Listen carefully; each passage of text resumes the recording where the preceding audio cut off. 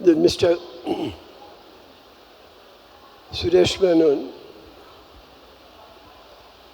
hardly requires any introduction among sports lovers. He has been writing on cricket and other sports for a long time. He was one of the youngest cricket writers. Then he became one of the youngest editors of a sports magazine.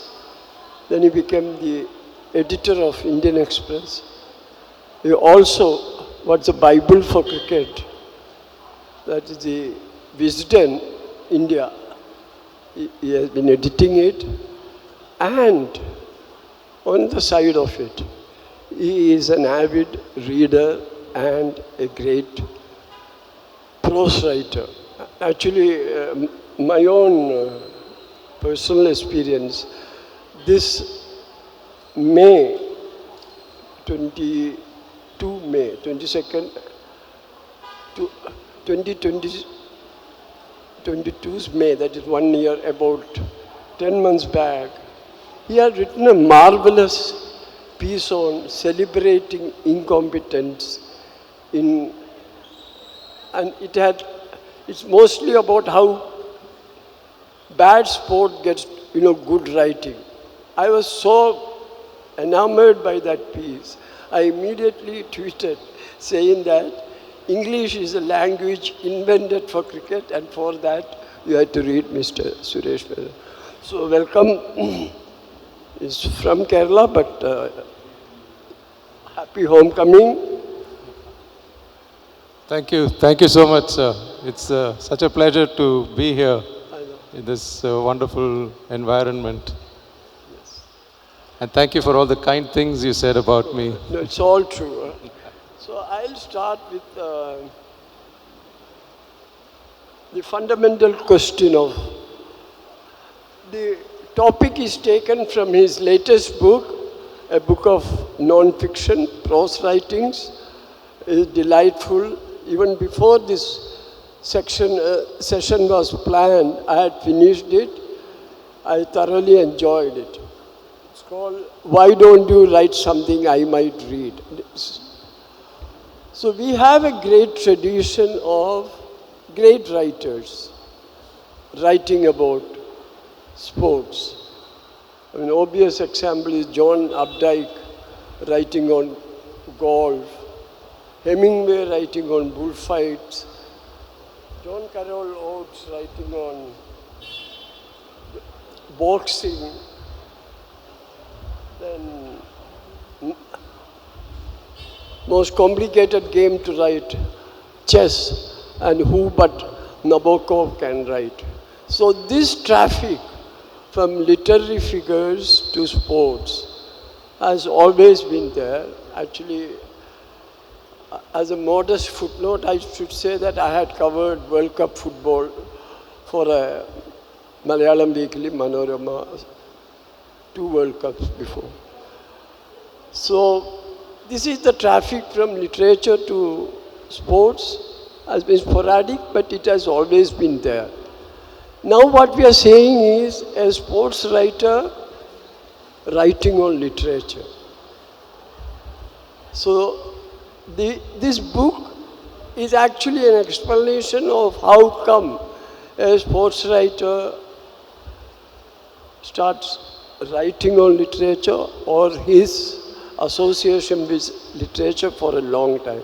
So I'd like you to explain this journey, the reverse journey of sports writer to literature and books. I think it all began, the fact is that I was an accidental sports writer. I was playing a game of cricket when the sports editor of the newspaper in Bangalore, Deccan Herald, asked me if I wanted to be a sports writer.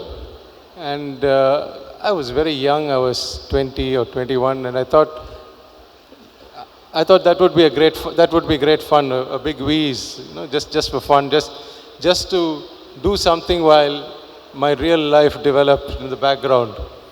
But the fact is that I did enjoy it so much and started traveling and started writing, and of course people started noticing So I continued, and I've said somewhere that if you have plans of writing the great Indian novel, don't get into journalism, because journalism can, when you enjoy something so much, you tend to continue with it.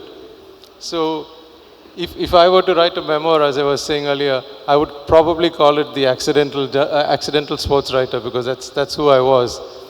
Reading, I have always been reading ever since I was very small, and I grew up in an atmosphere where reading was encouraged. Reading was, my parents bought me books I wanted, and there was plenty of time to read, which was important too.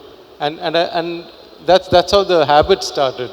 Then the difference was whether you read good books, bad books, mediocre books, that kind of thing. And that obviously comes with some practice, some experience. You know the kind of readers you want to write, I mean, you want to read, and you know the kind of books that you want to read. So in our schools and colleges, very often we are told about these classical things and that must be read. Luckily, I never had any of those things, because I was reading for pleasure, basically. And that's really my attempt here is to basically tell the reader how much fun I had reading, and you could have fun too if you read like a madman like me. Thank you. You know, this is especially connected with cricket, you know. I was always fascinated by how English language took to cricket. I mean, the famous cricket writer Neville Cardus was much before my time, but all of us as a school kids, we have written on cricket, we have read on cricket.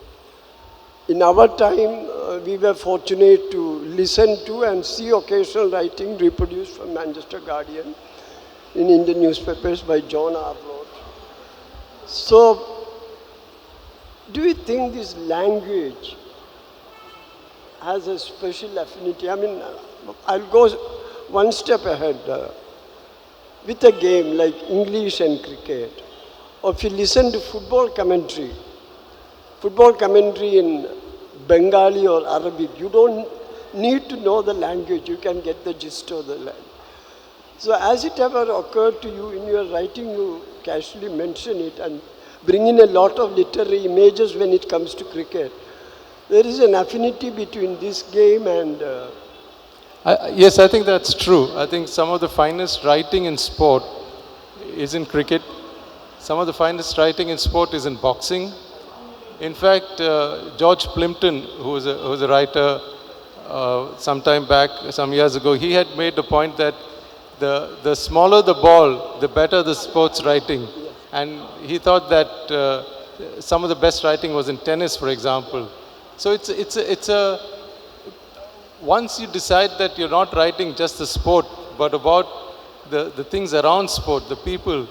For example, one of my favorite stories is that sport is basically about losers. It's not about winners. There are 128 people in the draw at Wimbledon. 127 of them will lose before the final. And that's roughly how it is across. I mean, there are 12 cricket teams playing the World Test Championship. 11 of them are going to lose.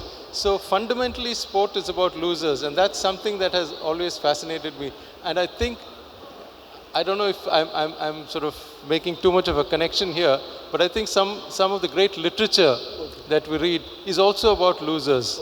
Is also about people who don't quite make it. It's about people who have the ambition, who have the passion, but something goes wrong in between, and they don't know, and they don't get to where they want to get to. You know, coming to this book, and you have made a detailed analysis of your journey through the various libraries, from your home library to the library in Bangalore. And this was a part of, growing up of many of us. Like, I have even dedicated a book to the Ernakulam Public Library. Now, childhood is getting slightly different because library as an institution is heavily subsidized by the state, are not used probably for reading alone. I mean, they are for utilitarian purpose like preparing for exams, competitive exams, and probably, as you have written somewhere, that a Kindle should replace all the library. So, what do you think, this change in the reading habit from our generation or your generation, my generation, and to this new generation, which is going to affect writing as well as reading? Because well, I think Kindle has got a lot of bad press. Personally, I'm not a great fan of the Kindle, and I prefer the physical book. But the point is that the Kindle is only a platform, just like the printed book is a platform for someone's thoughts. So the Kindle is a platform for someone's thoughts. Thousands of years ago, they wrote on tablets. So the tablet was the platform for someone's thoughts. So I think we tend to criticize the platform rather than the content. We're talking about the form versus the content. Having said that, I think there is a case to be made for the fact that perhaps children don't read as much as they used to. And this is partly because they have other avenues of expression and entertainment, and also partly because they probably grow up in a house where they don't see books. I think it's important that you have books around you, or you're surrounded by books when you grow up, or some talk of books. And that I think really makes the difference. now, in your book, you have portrayed some vivid pictures of eminent writers like Naipaul, Ved Mehta, Colin Wilson. So this Naipaul thing I want to revisit because the same trip in which you met Naipaul, I also met. He wanted some introduction to some ex-Andhra Naxalites whom I happen to know very well. So I had a brief encounter with him. It will be interesting if you can speak about Naipaul and how he was as a person and as a writer. Well, I was sitting in my office in Indian Express. I was a young, 25, 26-year-old cricket writer. And then I get this telephone call and it says, Naipaul here, can I speak to Suresh Menon, please? I have this is the strangest telephone call I have received to date. I had not known Naipaul personally. Somebody had put Naipaul on to me, saying that if he met me, I would help him in Chennai, meeting Naxalites for some reason. That's not really my social circle, but I found a sort of crime reporter who could take Naipaul, help him with the Naxalites. But what was fascinating was that I was already a great fan of Naipaul and his books. What was fascinating was that it was a completely warm and personal kind of a relationship. It started straight away that way, and he was not this fastidious nitpicker that he's generally made out to be. And he had an enormous memory. He could recall things that happened, the small details of what happened years ago. I'll give you an example. During that time when we were this was in Chennai, Naipaul had come home for dinner, and Dimpy, my wife, was there. Our son was about a year old, and we had made, he loved fish, he loved idli. So that was part of the fare for the dinner. And we had a small house those days in Chennai, and we spoke about various things. He had come with his then girlfriend Margaret, and we had a really lovely evening. And then we got into this many years later we met Naipaul again in Bangalore this time, and I went up to him to say hello, and I said, diffidently, I said, I don't expect that you should remember me. This was many, many years ago that we met. And he said, no, I know you. You're the cricket writer. Your wife is a sculptor.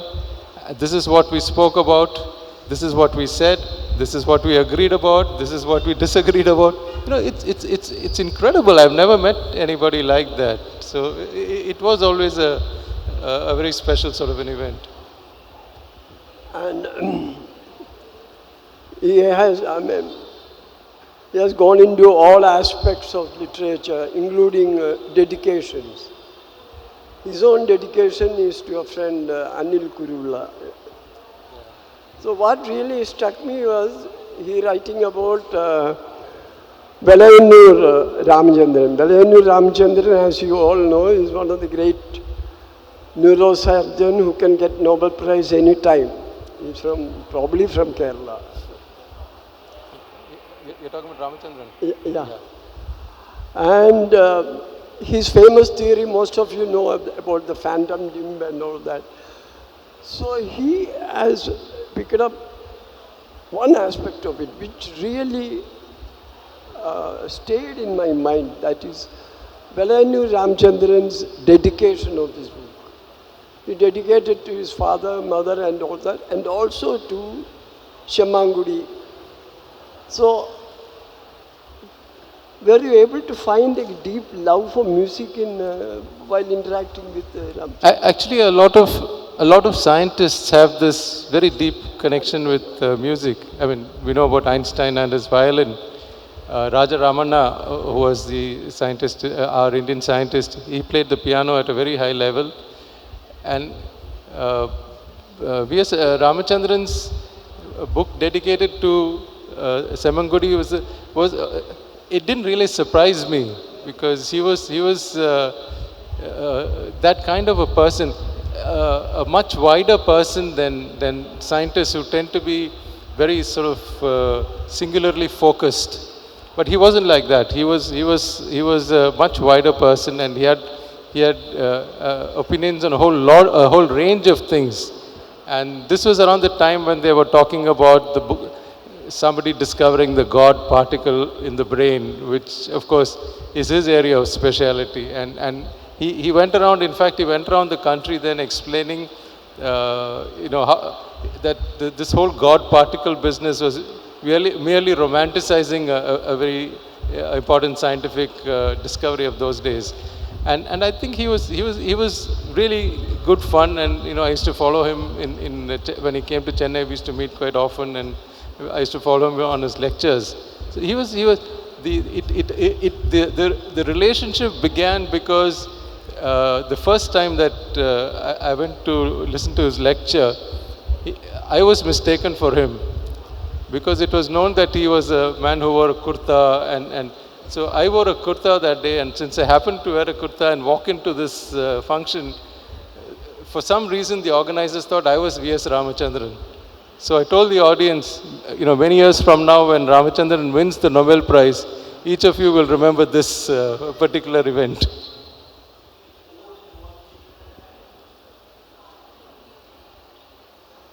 So you have often quoted Marcuse. Yesterday Marcuse's grandson was here.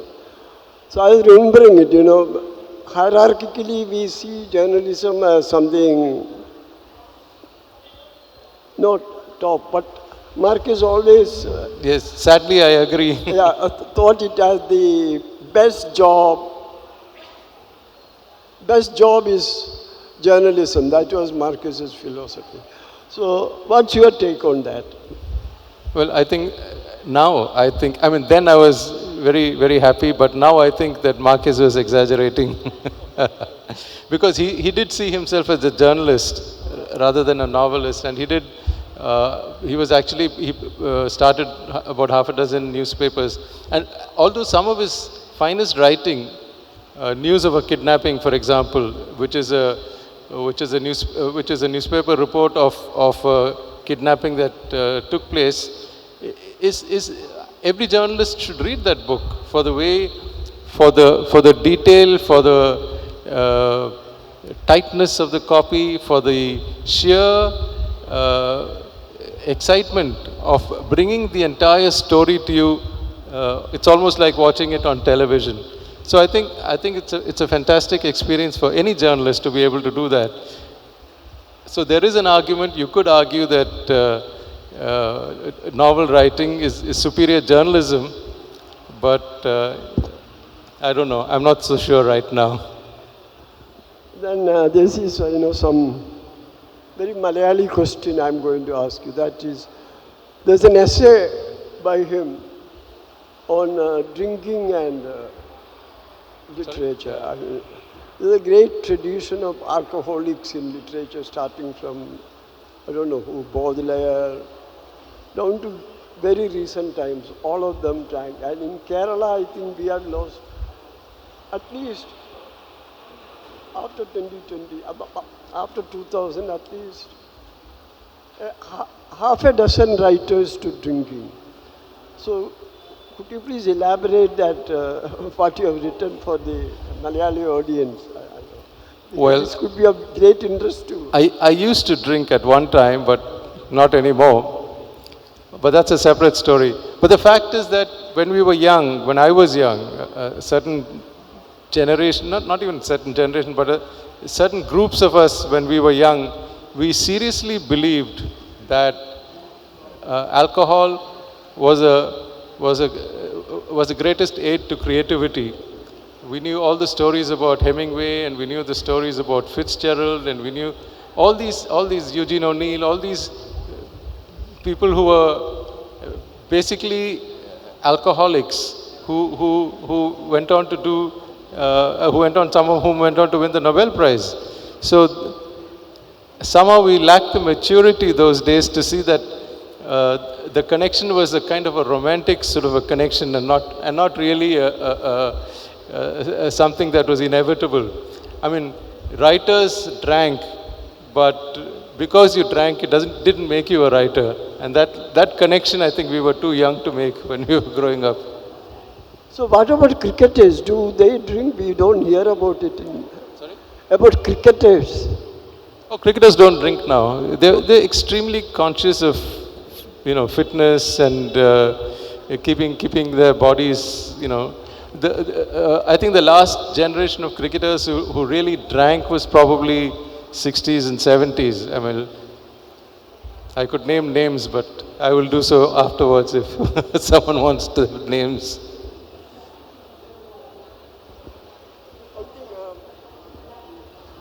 The my favorite essay in this collection is about sports, literature, and COVID-19, in which he defines, Suresh Menon defines what sports is. So during the COVID-19 period, 2 years, there were no sports. Even sports pages disappeared from newspapers. And sports rehappened after the COVID in a small way, then now it is more or less football. So he writes, sports is a normalcy. Sports stands for normalcy. That's one thing. Second, sports is, people are aware of a predetermined set of rules, and the whole game is controlled by it. So there is a sense of justice and a sense of anticipation in the whole framework of games, like football. Football is actually played in a field which is enclosed by unseen walls. So if the ball goes out of any of this side, it's a foul. The only legitimate place the goal can go is the goal post. So that way each game is predetermined. There's a sense of justice. If a crime is committed, it is immediately punished. So do you see sports as I see it as a metaphor for good living or living itself? Oh, I think so. I will have to think so, as it's been my career for the last 40 years. The definition for sport, which I like very much, is the one that says it's a voluntary overcoming of unnecessary obstacles. Because of course you can pick up the golf ball and drop it in the hole. Of course you can run with the ball and kick it into the goal. But the point is that there are these rules, and you have to play within them. And it's easy to see kind of life lessons there. You can easily see that this is like life. There are these rules. If you break them, as you said, you'll get punished. But I think ultimately the fact is that sport is trivial. It is trivial, but it is the most important trivial thing that we do in life. Of course, it's also a huge business and that sort of thing. Ben-shapely.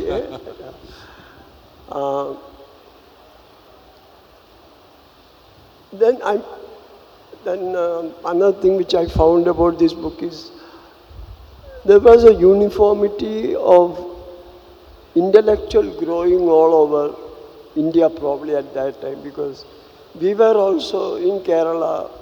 I was studying in Maharajas, complete slave to Colin Wilson. And a set of writers which you mentioned. So do you think there is something, time spirit that guides all over India of the same intellectual growth? Because in the small town of Kochi where I grown up, Beatles were known in 1960s itself, because there was a single gramophone store that used to sell Beatles records. So I find very similarity to my growing up also intellectual growth. So do you think there is a common connection? There is something like a yeast in the air all over?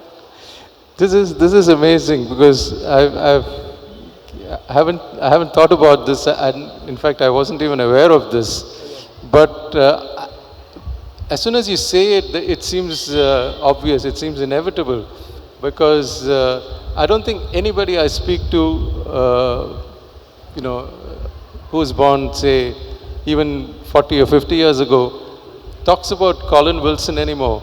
But Colin Wilson was a huge figure in the years that I was growing up.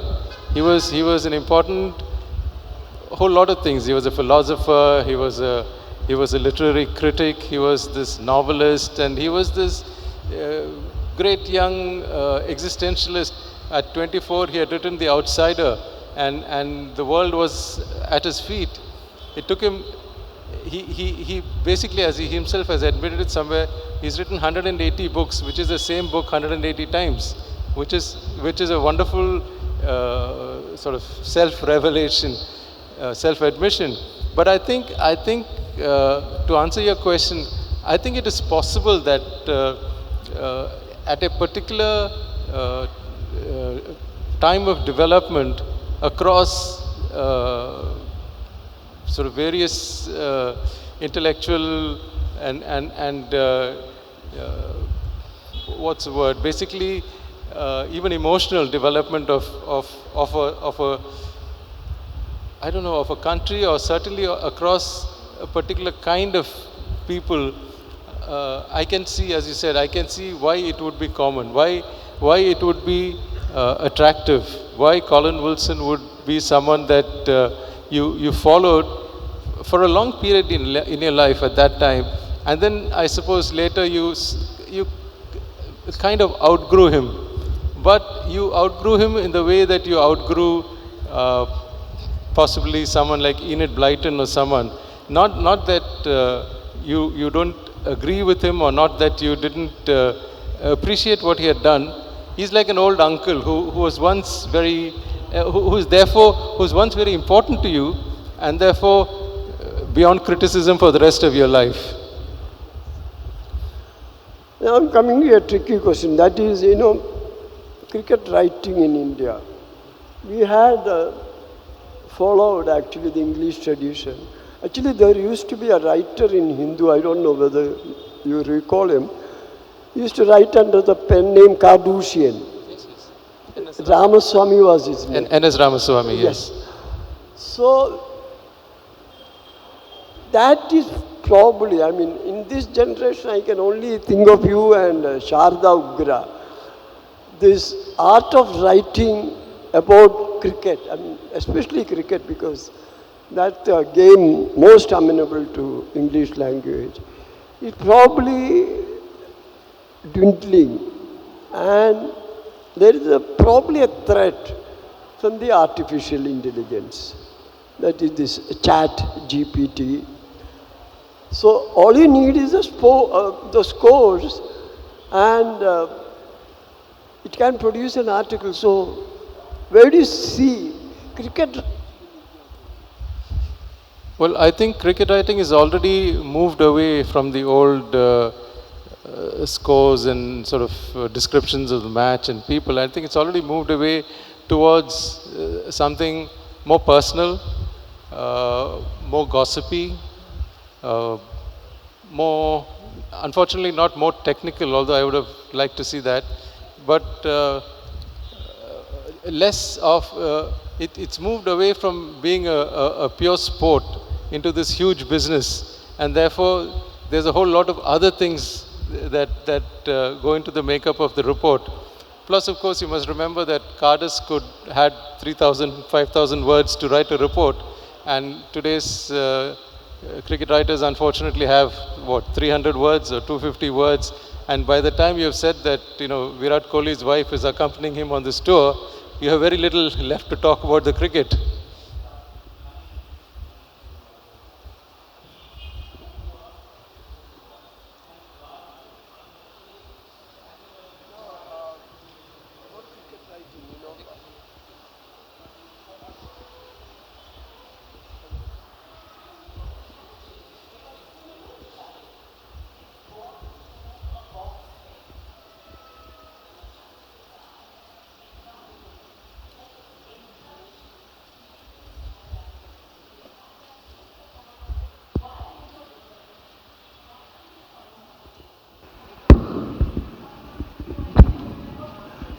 You had, I mean, there's a very interesting theory Mr. Menon quotes in his book, which he mentioned earlier in his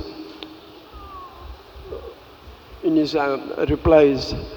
This is a theory by an American writer called George Plimpton.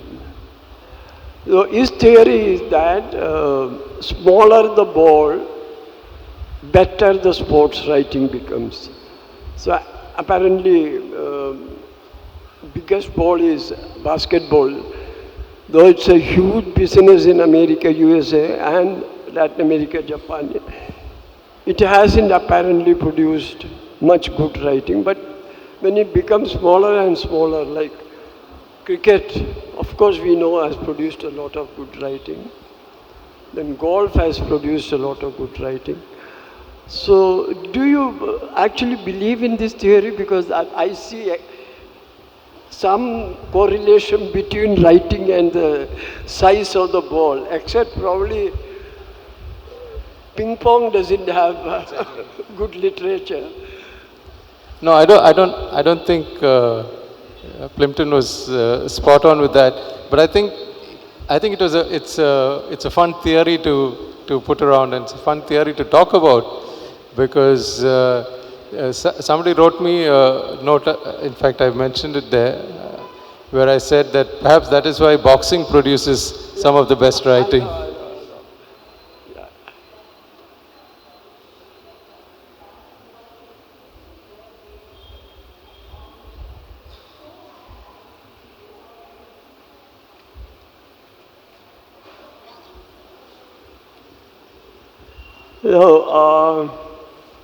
There are another very interesting portraiture is of Ved Mehta. I really love that portion, and so could you please? Ved was another favorite writer of mine for many years. He's the man who wrote, I think, 8 volumes of autobiography, and it was in fact a story of a story of India, which is in the background, told with reference to himself, which worked very well. He was a writer with the New Yorker for 32 years, and he was blind. And this was incredible because I'd written about him in the Hindu. He saw the article, and he lives in New York. He saw the article, then we started corresponding, and when we were in New York, he invited us to his place, and then he also gave us a couple of tickets for the opera. And Ved's Ved refused to accept that blindness was he hated to be called the blind Indian writer, because he thought that any adjective before writer diminished the writing or the personality. So he was called, he liked to be called just the writer. And he was great fun. Apparently he used to drive a vehicle in California, which I find incredible. And he would take the tube in London, and he lived his life as normally as possible. So and he must be, I think, one of the finest writers of English prose among those born in India. And I think he has not been given enough credit for this. I don't think he's been given the sort of respect and admiration that a man who wrote so beautifully, who probably was the writer who you could say had the most beautiful sentence, who wrote the most beautiful sentences in the language. It's not really much, not much read now, and is not even much talked about in India. There is a very funny story he writes about Ved Mehta in this book. It's about, if you have read Ved Mehta, you know how descriptive he is. He describes everything, even the color. So there was always a doubt in the reader's mind whether this man is actually blind or not. So someone wanted to test it out. So this is a very funny story. Yeah, somebody said that at a party, somebody said that I don't think Ved Mehta is blind, and so this was, in fact, even Norman Mailer apparently once tried, to box him and to see how he reacted, that sort of thing. So anyway, at this party, this gentleman finally went and told the hostess, I think I must apologize to Mr. Mehta, because I went up to him and I made faces, I stuck my tongue out, I scratched my nose, I scratched my ear, I did all kinds of things. And Mr. Mehta didn't react at all. I must apologize to him, he is really blind. So the hostess told him, that is not Ved Mehta, that was V.S. Naipaul. So it gives you a wonderful picture of both Naipaul and Ved, of course, but it gives you a wonderful picture of Naipaul because he's the kind of man who would be asking himself in his mind, why is this man doing this? But he refuses to ask him the obvious question, why are you doing this? He's confident that in writing about it, he will find the reason.